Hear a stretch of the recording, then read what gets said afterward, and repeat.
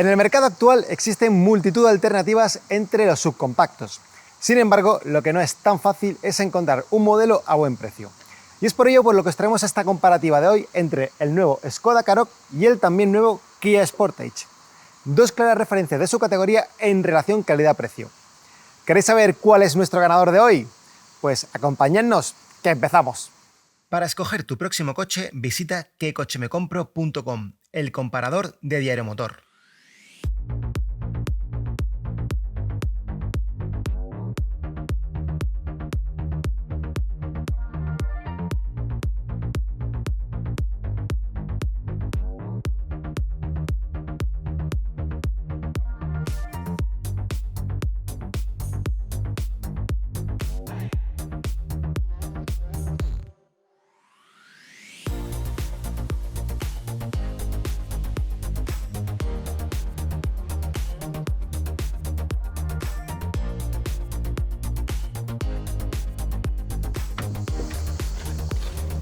Pues comenzamos con el apartado de interior y lo primero que os voy a decir es que hay bastantes diferencias entre estos dos subcompactos y también más de una sorpresa.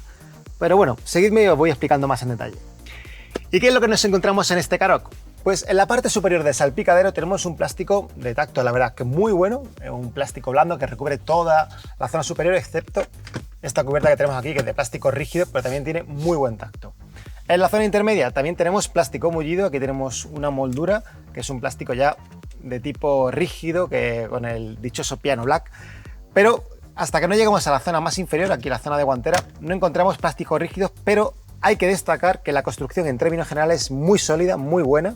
Ya veis que incluso forzándolo no tenemos ruidos ni crujidos, y solamente al llegar a la zona más inferior es donde notamos ya plásticos mucho más toscos, y además tenemos pues lo que ya os he dicho en la parte superior, una presencia de piano black que en esta unidad con muy poquitos kilometrajes pues ya tiene arañazo, suciedad, y es lo único que yo digamos echaría en falta a nivel de calidad en este Skoda Karoq, y a lo mejor también pues que ya con el tiempo que tiene el diseño es demasiado sobrio y para mí a lo mejor se ha quedado algo más desfasado de lo que por ejemplo encontramos en el Sportage. Pero bueno, vamos a ver el Kia y a ver qué diferencia veis vosotros.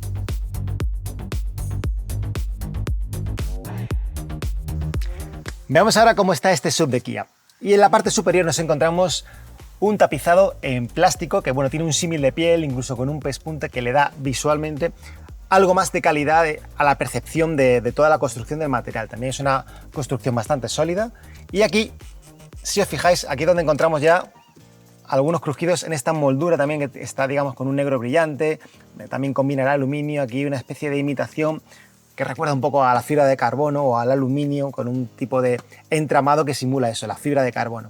Pero ya os digo que sí que tenemos algún crujidito y también en la pantalla. En la zona inferior ya aparecen los plásticos más duros, también tenemos, como pasa en el Skoda, una muy buena ejecución en cuanto a la construcción, a la terminación, todo lo que son los ajustes de cada plano.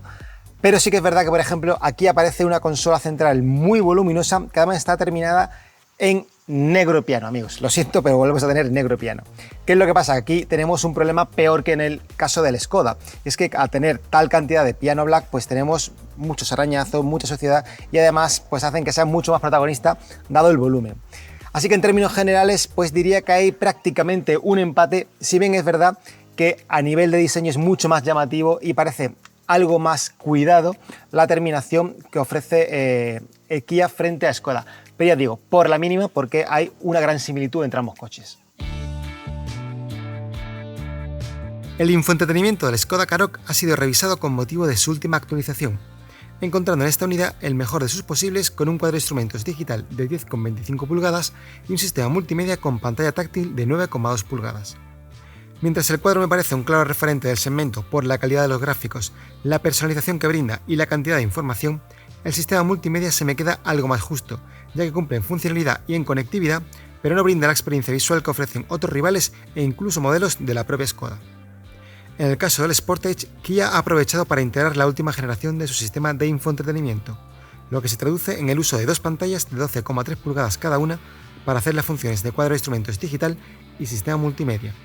El diseño peca de sobrio, sin embargo el rendimiento, la información disponible y la conectividad están al más alto nivel. Solo la interfaz para el climatizador me ha parecido mejorable, pues si bien conserva mandos giratorios para la temperatura, el hecho de que esa misma interfaz controle diferentes sistemas penalizan y mucho la experiencia durante la conducción.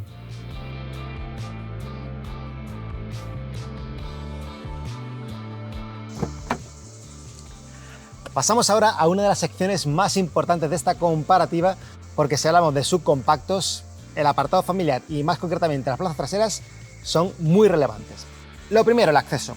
Como veis, la apertura del Karoq no es que sea demasiado buena y además tampoco tenemos una longitud excesiva.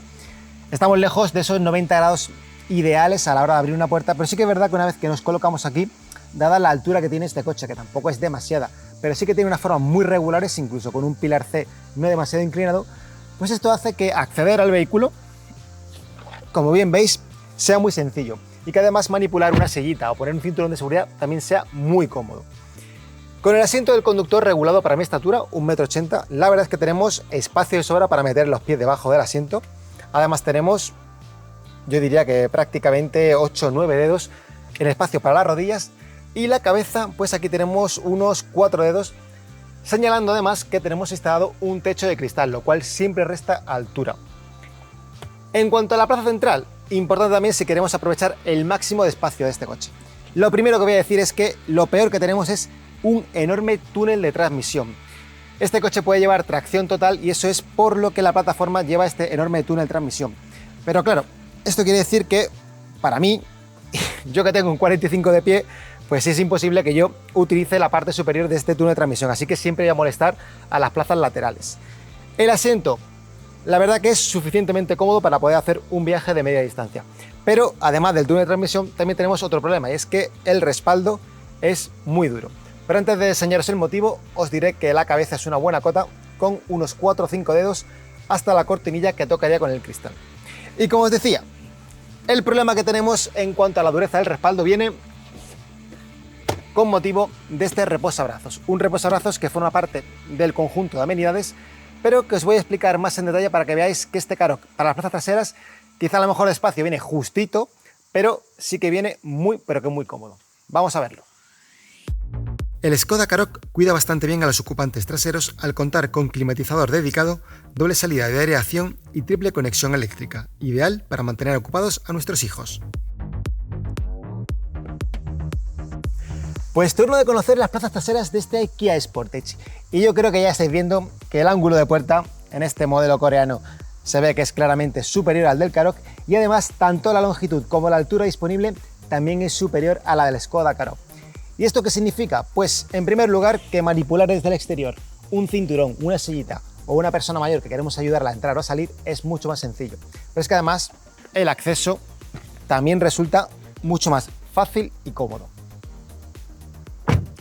En cuanto al espacio disponible, volvemos a regular el asiento del conductor para mi estatura de 1,80 m. Podemos meter los pies debajo del asiento, pero en este caso no tenemos ni tanto espacio ni tanta holgura como lo que ofrece el Skoda Karoq. El espacio disponible para las rodillas también son 4, diría más bien 7 dedos porque tenemos aquí un ligero rebaje. Y en el caso de la cabeza tenemos 5 dedos. Así que en este caso el Skoda Karoq ganaría al ofrecer más espacio, por lo menos en las cotas. Sí que es verdad que en anchura aquí me noto que voy mucho más libre en cuanto a anchura para los hombros. Importante, en el Kia Sportage no es posible instalar ni siquiera en opción, como si sucede en el Skoda Karoq, una banqueta trasera que sea deslizante. Es un extra que puede ser interesante a la hora de hablar de modularidad tanto de las plazas traseras como del maletero, ya que podemos desplazar longitudinalmente la banqueta. Y como os decía, eso es un extra que puede ser interesante para según qué usos. El caso de la plaza central, pues bueno, como ya veis, iba a hacer allá un cambio muy rápido. Y es que aquí no tenemos el problema del túnel de transmisión. Es decir, aquí tenemos un túnel de transmisión muy rebajado. Es un pequeño resalto sobre la plataforma que hacen que podamos movernos muy sencillamente y que incluso podamos aprovecharlo para poner los pies. No me cabe en mi 45, pero por lo menos así no molesto tanto a las plazas laterales. El asiento es cómodo, suficiente para viajes de media distancia.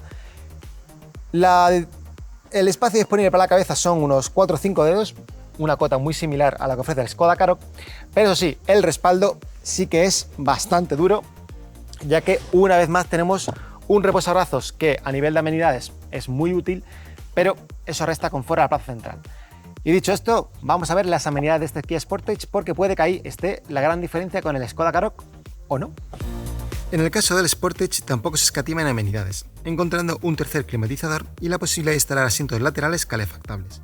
Eso sí, aquí no disponemos de la útil triple conexión eléctrica del Karoq, ya que se confía todo a una doble toma USB de tipo C.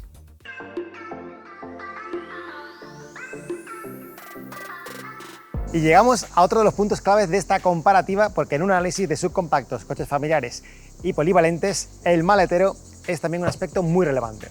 En el caso de Skoda Karoq tenemos apertura totalmente eléctrica para el maletero, lo cual es una idea muy práctica. El volumen total del maletero, 521 litros. Pero más allá del volumen, que además es un volumen que está disponible en todas las versiones y acabados sin importar la motorización, lo que encontramos son unas formas muy cuadradas, muy regulares, lo cual hace muy sencillo, digamos, modular o colocar todo el equipaje, los bultos que tengamos que meter aquí dentro. Quizá a lo mejor el único punto que nos chirría un poquito en este aspecto es el hecho de que tenemos una boca de carga que está por encima del piso del maletero, lo cual hace que sea algo más incómodo introducir y extraer objetos.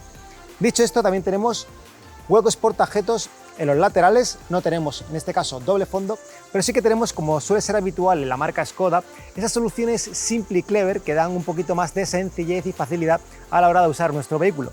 Así que tenemos tiradores mecánicos para abatir los asientos traseros desde esta posición, es decir, tenemos una banqueta que se puede dividir en proporción 60-40 y abatirse, pero no tenemos que estar en la zona trasera haciéndolo, sino que no, tiramos de aquí y se abate sin problema. Además tenemos diferentes sujeciones, enganches para poner una red, para colgar bolsas, lo que queramos, y también por último también tenemos una práctica toma eléctrica de 12 voltios, ideal para recargar dispositivos o, si nos vamos con los niños, hinchar una pelota, una colchoneta o lo que sea necesario.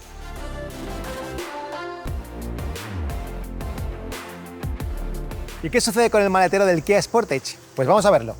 Aquí tenemos apertura manual, la de toda la vida. Y en este caso el volumen total del maletero va de los 526 a los 591 litros. Y os preguntaréis, ¿por qué esta diferencia? Y esta diferencia viene marcada en función de la motorización y el tipo de tracción que instalemos. En este caso, al ser el híbrido enchufable, tenemos el maletero más pequeño. Eso sí, las formas de este maletero son muy regulares, también muy cúbicas, lo que hacen que sea muy sencillo alojar todo tipo de carga, y además tenemos una ventaja frente al Skoda Karoq, y es que al tener el piso totalmente enrasado con la boca de carga, hace que el introducir y extraer objetos sea muy sencillo. También tenemos huecos portaobjetos en los laterales e incluso un mini doble fondo que va también en función de la capacidad extra que nos ocupen las baterías, en función del sistema de electrificación que lleve el motor. Extras importantes a tener en cuenta de este maletero. Tenemos banqueta trasera que puede ser abatible en proporción 40-20-40. También tenemos tiradores mecánicos para plegar desde el maletero los asientos traseros, y también tenemos algo muy útil, que es una toma de carga de 12 voltios aquí en el lateral izquierdo. Y también, por cierto, que se me olvidaba, sujeciones para la red de carga o que no se mueva nada en el maletero.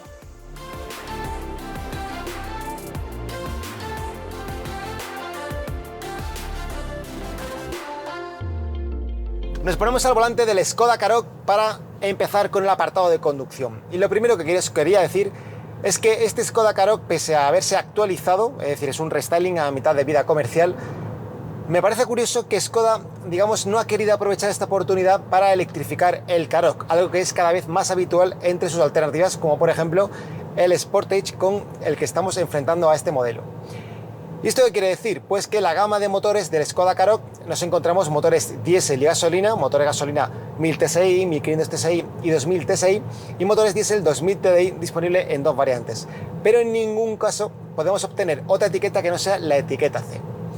Esto tiene una ventaja y un inconveniente. La ventaja, pues para todos aquellos que no queréis saber nada de electrificación e hibridación por la complejidad y un poco por todas esas dudas que tenéis en tanto electrificación, pues este modelo es muy interesante. Pero también tiene un inconveniente porque, pensando más a largo plazo, sobre todo en zonas de bajas emisiones y en ciudades que tengan restricciones según las etiquetas, pues puede ser un problema a futuro. Dicho esto, hoy estamos probando el Skoda Karoq con el motor 1500 TSI asociado al cambio DSG de 7 relaciones, con tracción 4x2, porque también existe posibilidad de tener tracción 4x4 y cambio manual de 6 relaciones.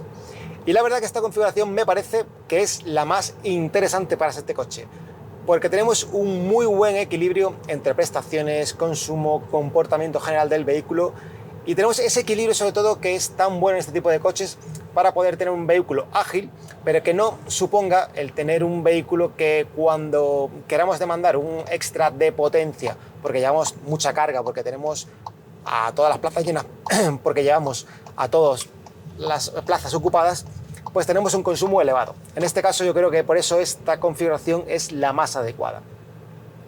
Nos centramos ahora en una zona un poquito más de curvas para ver cómo va de chasis. Y de primeras, teniendo en cuenta el estado del firme por el que estamos circulando, pues ya digo que me parece que tiene un aislamiento correcto. Quizá a lo mejor echo de menos que a nivel de rodadura esté un poquito mejor aislado. La configuración que tenemos de motor gasolina es un motor que tiene poca sonoridad, que vibra poco, pero sí que es verdad que cuando aceleramos fuerte se percibe claramente el funcionamiento del motor y la rodadura también se deja sentir. A una velocidad alta la aerodinámica no es un problema, lo cual es un punto positivo, pero ya os digo, en aislamiento me habría gustado quizás algo mejor de trabajo. La dirección, pues la dirección es una dirección que para mí responde de forma rápida, que tiene además un tarado con un peso adecuado, pero sí que es verdad que a nivel de información, para mi gusto está muy filtrada. Y además me llama la atención porque siendo la misma plataforma y la misma receta técnica que puede llevar un Seat Ateca o un Cupra Ateca, se nota claramente que esta dirección es más blanda, está mucho más filtrada y que por lo tanto a la hora de hacer una conducción o exigir una conducción algo más ágil, algo más deportiva, incluso por ejemplo si pongo aquí el modo de conducción Sport, pues sí que es verdad que se endurece la dirección, pero no noto que mejore el feedback que tenemos del firme. Sin embargo, por contra sí que me he encontrado una suspensión que me ha gustado también porque aguanta muy bien este vehículo en carretera revirada, es decir, la suspensión no es demasiado blanda, es un coche cómodo, es un coche que filtra bien, pero en cambio sigue siendo un coche que se aguanta bien en las curvas. La verdad que tiene un talante, vuelvo a repetirme, equilibrado. Me habría gustado más algún perfil un poquito más, no deportivo, sino un poquito más duro para eso, para imprimir, teniendo en cuenta que es un acabado Sportline, pues un carácter algo más alegre en la conducción, algo más ágil, algo más deportivo. Pero en términos generales es un coche que se nota que está pensado para la ciudad, para hacer largos viajes, para no fatigar a todos los pasajeros y para que en definitiva podamos tener un coche polivalente que sirva tanto para ciudad como para carreteras rotas como para hacer largos viajes. Incluso con este acabado de Sportline, ya os digo, no esperéis un comportamiento deportivo porque sí, con la electrónica se mejora algo el tarado y bueno, el comportamiento que tenemos, pero ni mucho menos estamos ante un vehículo de tintes deportivos. Así que yo creo que este coche, el enfoque que tiene será adecuado y es para usar en familia y para hacer largos recorridos sin que el consumo o el comportamiento nos pese.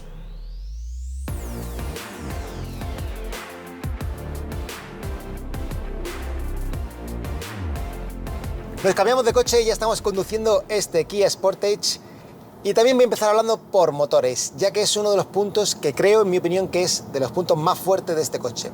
Y es que el Kia Sportage lo podemos comprar, como ya sucedió en su anterior generación, con motores gasolina, diésel, versiones microhíbridas de algunos de estos, versión híbrida e híbrido enchufable, que además esta híbrida enchufable es la que estamos conduciendo en este momento. Y esto, amigos, creo que es una muy buena noticia porque este Kia Sportage lo podemos comprar con etiqueta C, etiqueta Eco y etiqueta cero emisiones. Por lo tanto, una de las ventajas que tiene este coche es que es capaz de llegar a un amplio espectro del mercado, sobre todo en un momento como ahora donde la indecisión, las dudas, pues es lo más habitual a la hora de comprarse un coche nuevo.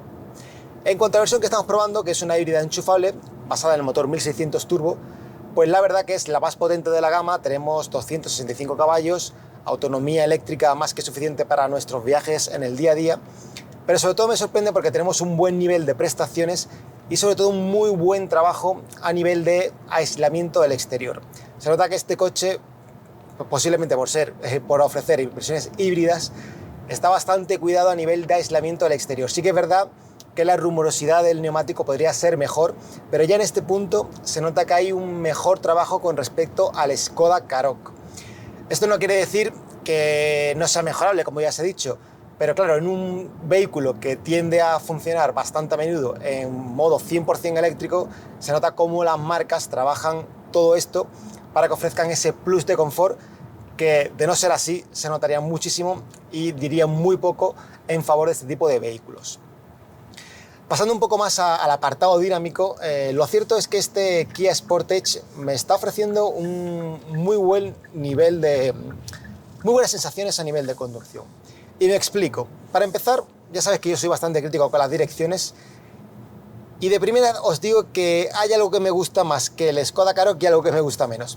Lo que más me gusta con respecto al Skoda Karoq en esta dirección del Sportage es que tenemos un peso más real, es decir, tenemos un comportamiento de la dirección más real y además también tenemos un filtrado inferior. Esto quiere decir que parece que estamos mejor comunicados con respecto a lo que sucede en el firme, en las ruedas delanteras, y también será por el tipo de neumático empleado en este caso, que es más fácil percibir las irregularidades, las pérdidas de tracción, y esto a nivel de conducción me parece un punto muy positivo. Sin embargo, tiene como una especie de punto final a la hora de girar que sí que parece que perdemos el contacto, es decir, tiene una especie como de zona muerta en la dirección que no me termina de convencer. Y esto, por ejemplo, en el Skoda Karoq no existe y es más lineal en todo su recorrido. En cuanto a suspensiones, se nota que este Kia Sportage, sin que sea un acabado especialmente deportivo, tiene un trabajo de suspensiones que prima más la estabilidad, es decir, el confort no está descuidado, es un coche que filtra muy bien, pero se nota un tarado no tan seco, más... al revés, perdón, un tarado más seco. A la hora de abordar baches, a la hora de abordar roturas en el firme, aquí percibimos mucho mejor todo lo que sucede en el asfalto y por lo tanto sí que es verdad que ahí perdemos un poco de confort. Sin embargo, a la hora de abordar una conducción un poquito más ágil, donde exigimos más de las prestaciones de este coche, pues la verdad que el asentamiento de la carrocería me parece superior a la del Karoq y se nota un coche más aplomado, un coche que te invita más a sacar, pues eso, los 265 caballos que ofrece su mecánica híbrida enchufable. Por lo tanto, en definitiva, existen diferencias sutiles entre el Skoda Karoq y este Kia Sportage, pero os diría algo, es decir, para los que busquéis un mejor trabajo de aislamiento y un chasis algo más deportivo en comportamiento, sin duda, me parece que el Kia Sportage es un coche que os va a encajar más. Pero para quienes busquéis, pues quizá un plus de confort y esa mejor dualidad entre coche para todos los días cómodo y rara vez buscáis el máximo de prestaciones, creo que el Skoda Karoq sería una mejor opción. Tras haber conocido en profundidad a nuestros contendientes de hoy, llega el momento de conocer la puntuación final y descubrir a nuestro ganador de hoy, que ha sido el Kia Sportage. El modelo coreano ha conseguido imponerse gracias a aspectos como su mayor oferta y variedad de propulsores, una dinámica de conducción más elaborada, una sensación de calidad ligeramente superior o la mayor oferta en equipamiento y tecnología. Aún así, el Skoda Karoq se ha quedado bastante cerca del Sportage, algo posible gracias al mejor aprovechamiento de su espacio interior, destacando sus plazas traseras o las posibilidades de su maletero en relación a su tamaño, pero también al hecho de que el Karoq no brilla, pero sí cumple con creces en todos y cada uno de los apartados que hoy hemos analizado. Pues amigos, llega el momento de poner punto y final a nuestra comparativa de hoy. Ya sabéis cuál ha sido nuestro ganador, que ha sido nada más y nada menos que el Kia Sportage. Sin embargo, tras acompañarnos a lo largo de este análisis y haber descubierto junto a nosotros todo lo que habéis visto, os propongo un reto, y es ¿con qué coche os quedaréis vosotros si os digo que después de todo eso que hemos visto, tenemos un Skoda Karoq cuyo precio parte desde los 22.900 euros y un Kia Sportage cuyo precio parte de los 25.850 euros? ¿Cuál sería vuestra elección? ¿No lo tenéis claro? Pues os esperamos en los comentarios porque ahí queremos abrir un debate. ¿Skoda Karoq o Kia Sportage? ¿Cuál es vuestro subcompacto favorito? ¡Hasta la vista!